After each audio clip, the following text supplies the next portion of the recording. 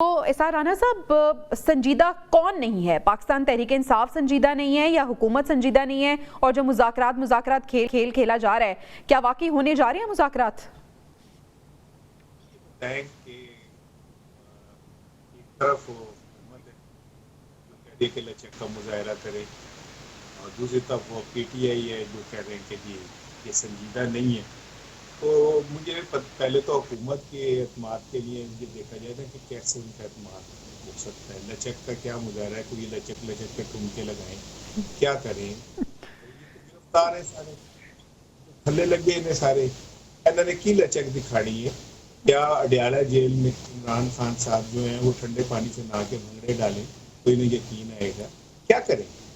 किस तरह इन्हें यकीन आएगा कि ये लचक, भाई वो कह रहे हैं कि हमसे मुज़ाकरात करें आप, तो आप उनसे मुज़ाकरात करें। दूसरा आप भी तो बताएं, अमानुल्लाह खान स्टेज के बड़े अदाकार थे, जनरल नसीब करे, वो कहते एक दिन मुझे नाके पे रात को रोक लिया पुलिस वालों ने, कहा मुंह सुंघाओ, तो कहते मैंने कहा कि आप पहले तुझे सुंघाओ। तो भाई आप उनको जो मुंह सूंघ रहे पहले अपना तो सुंघा दो।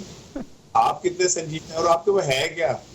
अगर वो जो उनके मुतालबात है आप पूरे कर सकते, एक भी नहीं कर सकते आप, तो है ही नहीं, कख नहीं, पल्ले नहीं गया, तेला ते कर दी मेला मेला। आप किस चीज का मुज़ाकरात करेंगे? वो कहते हैं मैंडेट वापस करो, आप कर सकते। वो कहते हैं 26वीं तरमीम खत्म करो, आप कर सकते। वो कहते हैं तमाम कैदियों को क्या करो, आप कर सकते। तो फिर जब नहीं कर सकते तो मुज़ाकरात किस चीज के कर रहे हैं आप? क्या आपके पास है कौन सा मैंडेट जो आप मुज़ाकरात? तो आपकी तो अपनी बात का आपको नहीं पता होता कि सवेरे पूरी होनी है कि नहीं होनी। आपका वजीर आजम कहता है कि 50 रुपए पेट्रोल कम हो गए, वजीर खजाना शाम को अच्छा इसार साहब, मजे की और इंटरेस्टिंग बात तो ये है ना कि इस दफा पाकिस्तान तहरीक इंसाफ ने कहा है, सब पाकिस्तान तहरीक इंसाफ मुज़ाकरात के हवाले से बात कर रही है। फिर सिविल नाफरमानी की तहरीक की कॉल थी, वो भी अभी उन्होंने थोड़ा सा उसको स्टे दे दिया है। अली अमीन गंडापुर साहब कह रहे हैं जब तक बानी पीटीआई इसकी इजाजत नहीं देते, गो हेड नहीं देते, हम नहीं जाएंगे। तो पीटीआई मुज़ाकरात करना चाह रही है।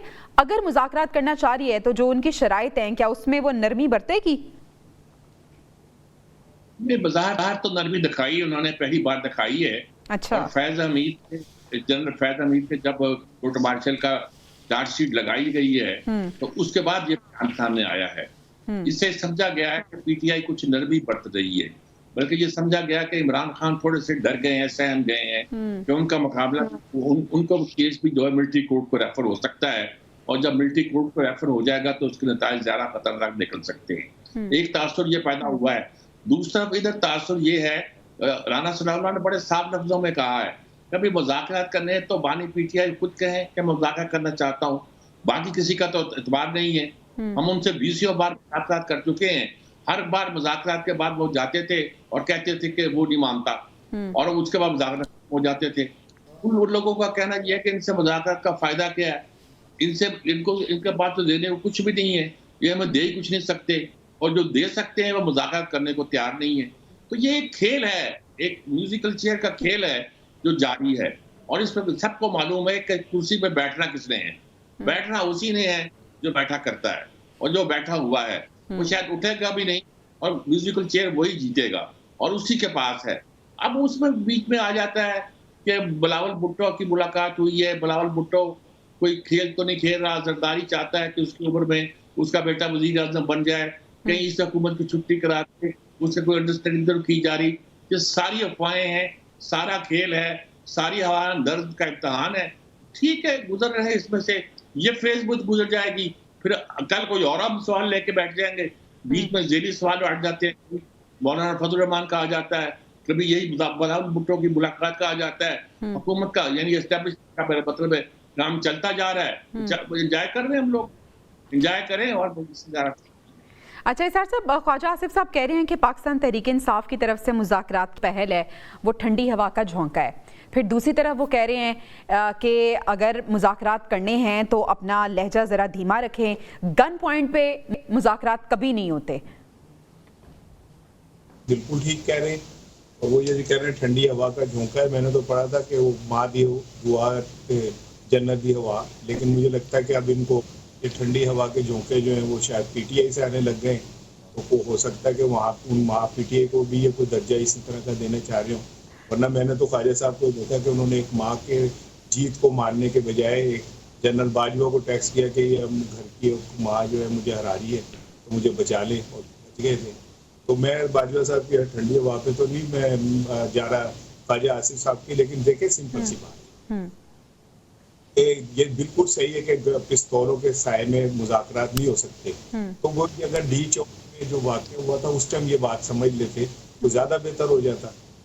डी चौक में फिर इस तरह का सानिया ना होता, चाहे एक बंदा गिरा या 2 बंदे गिरे या रेंजर्स के शहीद हुए, तो ये सारा कुछ ना होता अगर ये नहीं इस बात की समझ होती कि ताकत से कुचलने से कोई चीज नहीं रोकी जा सकती। बात आपको फिर बैठ के करनी पड़ती है। और इमरान खान डायरेक्ट अगर आप कहते हैं कि उससे वो इस बात की दे, तो इमरान खान कैसे दे? चले जाओ जेल मिलन ली, आपको डर ये कि हम जेल मिलने जाए फिर हमें पता नहीं निकलने ही ना दे वापस। तो अभी इमरान खान आगे जो आपको ये खौफ हो गया हमें जेल में फेंक के फिर निकलने नहीं देंगे, जाके इमरान खान से जेल पे बात कर लें। अभी कुछ दिन पहले मेरी इतला थी पाकिस्तान के बहुत बड़े सरमायाकार सनतकार मिले इमरान खान से जाके और उनसे कहा कि जी मामला ठीक करे। उसने तो वही बात की, ठीक है ये चीजें हैं कर ले। भाई आप ना करें मैंडेट वापस, आप सिंपल ये करें कि आप बात का ऐलान कर दें। और जो राजा सिकंदर साहब है जो रोज इलेक्शन कमीशन की इमारत पे खड़े होकर खाते बिलियन ताकतियां, ठीक है वो कहना बंद कर दे। और वो प्रसाद मुस्लिम लीग नून को बांट रहे हैं, दूसरी तरफ कुछ। अच्छा एसआर साहब अब यहाँ पे ये बताएं कि जैसे आप कह रहे हैं कि पाकिस्तान तहरीक इंसाफ की जो शराइत है हुकूमत कभी उन्हें नहीं मानेगी क्योंकि वो शराइत काफ़ी कड़ी हैं, तो फिर पाकिस्तान तहरीक इंसाफ का मुज़ाकरात की बात करना, फिर जो सिविल नाफरमानी की कॉल थी उसको अभी उन्होंने रोक दिया है, 16 दिसंबर की डेडलाइन थी, ये ऑप्टिक्स हैं जो पीटीआई यूज़ कर रही है? डेफिनेटली उन्हें भी पता था कि हमारी ये सिविल नाफरमानी की तहरीक कामयाब नहीं होगी, तो उनके पास मौका था कि वो ये मुज़ाकरात के नाम पे अपने आप को पीछे ले जाए। ठीक है, उन्हें भी पता है और उनके मुज़ाकरात चल रहे हैं। वैसे मैं आपको आपके प्रोग्राम में बताऊं, एस्टेब्लिशमेंट से चल रहे हैं उनके मुज़ाकरात, उनकी बातचीत चल रही है। अच्छा। और आप ये जरा, तो आप भी एक साफी हैं, आप जरा देखें पिछले जो 2-3 बड़ी मुलाकातें हुई हैं उनमें कौन शख्स है जो मुसलसल 7-7 घंटे इमरान खान के साथ बैठा रहे? फवाद चौधरी। फवाद चौधरी कैसे प्यारे हो गए, वो तो इमरान खान नाराज थे उनसे। फवाद चौधरी अचानक जाके उनके पास बैठ गए, पिछली दफा 7 घंटे मुलाकात की, फिर कल भी वो इतनी लंबी मुलाकात करके आए। फवाद चौधरी क्या कर रहे हैं? फवाद चौधरी एस्टेब्लिशमेंट और इमरान खान के दरमियान ट्रस्ट डेफिसिट को कम करने की कोशिश कर रहे हैं। अच्छा।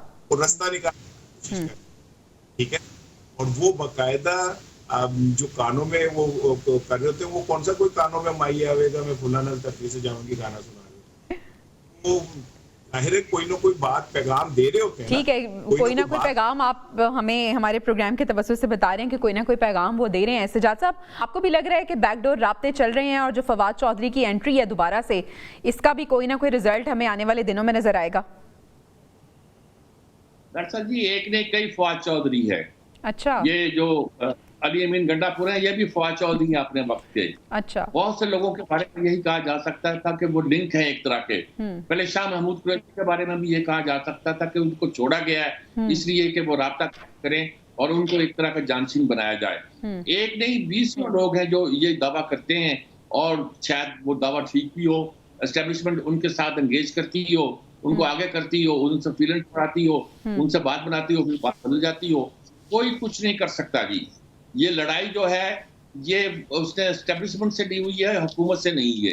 एस्टेब्लिशमेंट से भी लड़ाई नहीं है, बल्कि पार्टी के चीफ की लड़ाई जो है फौज के चीफ के साथ लड़ाई है। और वो लड़ाई कब बनी थी सबको मालूम है, खुली हुई बात है। उसकी तकर्री रोकने तक के लिए वो मुजाहरा करने पे उतर आए थे। अब उस पर आप क्या सोचते हैं? और उन्होंने जब वो हमारी ISI के चीफ थे, उन्होंने सारी जाकर फाइलें दे दी थी कि ये है आपके घर में आती है करप्शन का सारा खाना। तो इसमें क्या तो करते हैं कि कोई ऐसा शख्स जो कि मुखलिस हो मामलात के साथ, वो कोई गड़बड़ करेगा, कोई बदलेगा, वो इसको भी समझते हैं, ये इसको पता है कि वो इनके बारे में उसकी राय क्या है, तो कैसे बात आगे चल सकती है? और अब जबकि नई हाल पैदा हुई है, ये छोटी बात नहीं है जो जनरल फैज को उन्होंने गिरफ्तार किया गया है और कोर्ट मार्शल किया गया है। फौज में आसानी के साथ कोर्ट मार्शल इस लेवल पे नहीं हुआ करता कि एक आदमी आपका ISI का चीफ रहा हो और उसके साथ लेफ्टिनेंट जनरल हो और उसके बाद उसको पकड़ लिया जाए और जिस केस पहले हवाला दिया जाए कि इससे छूटने में मुश्किल ना हो, वो वक्त हुआ हो जो वो अपने ओहदे पर बरकरार हो, वो एक सोसाइटी का केस हो, और साथ ही ये कह दिया जाए कि कुछ इसके सियासी ताल्लुकात भी थे जो रिटायरमेंट के बाद भी इसने इख्तियार किए, उनकी इंक्वायरी हो रही है। वह तलवार लटका दी, आपने तलवार जो बंदा जेल में है उसके सर पर भी लटका दी और फैज हमीद के सर पर भी लटका दी। तो ये सारी सूरत हाल जो है ना, ये इतनी आसान नहीं जो नजर आती है। ठीक है, सूरत हाल आपको इतनी आसान नहीं लग रही जितनी नजर आती है।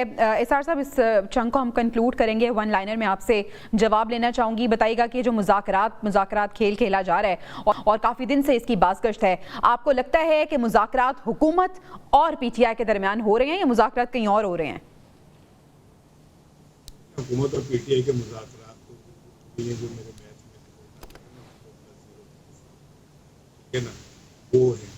लेकिन अगर कहीं और हो रहे हैं तो मैं सिर्फ एक जुमला कहूँगा कि अगर ऐसा था जैसे सजाद मीर साहब कह रहे हैं, तब भी मैं तो ये दरख्वास्त कर सकता हूँ कि अगर ये जो लोगों की लड़ाई है तो इससे कौम का नुकसान नहीं होना चाहिए। बिल्कुल, कौम को आगे बिल्कुल ऐसी है, कौम का नुकसान नहीं होना चाहिए। सजाद साहब, ये सवाल आपकी जानिब लेके आना चाहूंगी। मुज़ाकरात हो रहे हैं हुकूमत और पीटीआई के दरमियान?